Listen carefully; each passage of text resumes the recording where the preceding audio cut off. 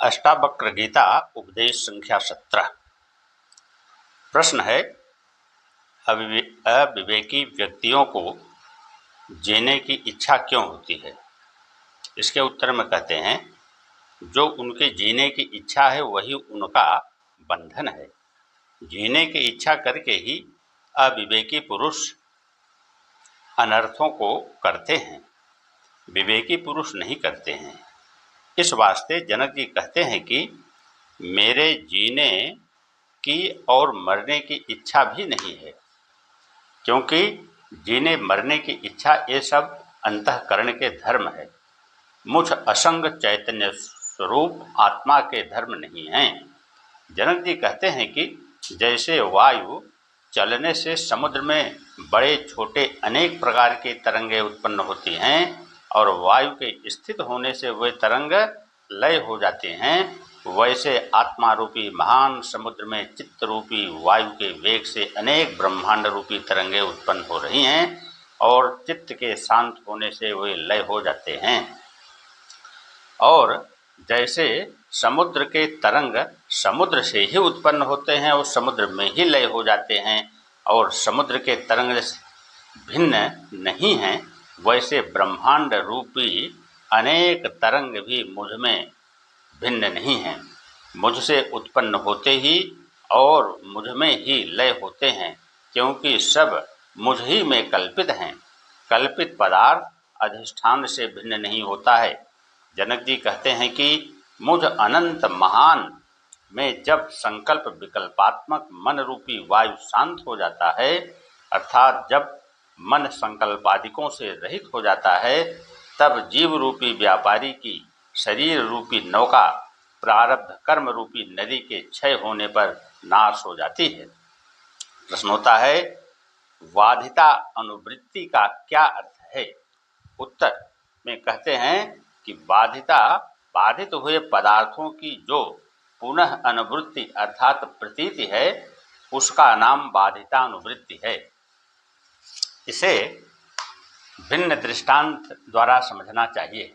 जैसे एक पुरुष किसी वृक्ष के नीचे गर्मी के दिनों में दोपहर के समय बैठा था, उसको प्यास लगी, वह पानी की खोज करने लगा, तब उसको दूर से जल दिखाई दिया।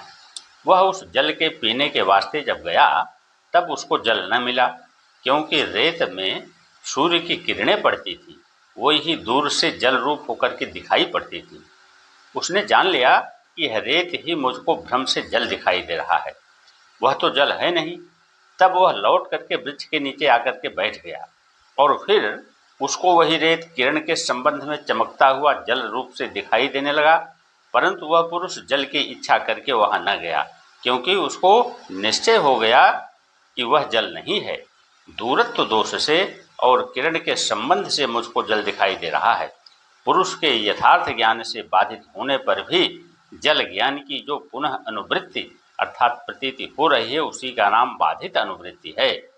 जनक जी के अनुभव की परीक्षा करके अष्टावक्र जी फिर उनकी परीक्षा करते हैं।